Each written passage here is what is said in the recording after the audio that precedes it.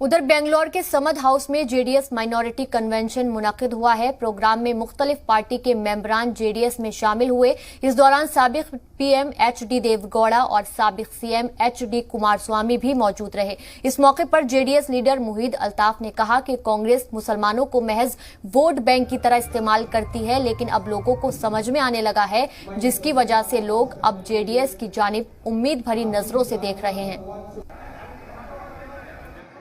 आज जो programme organise किया गया है यहाँ पे, तो बहुत सारे तादाद में मुसलमान लोग जेडीएस पार्टी को ज्वाइन कर रहे हैं यहाँ पे, और जनाब एचडी देवेगौड़ा साहब और जनाब कुमारस्वामी साहब के सदारत में मुसलमान लोग ज्वाइन कर रहे हमारी पार्टी को। एक एहसास हो चुका है मुसलमानों को कि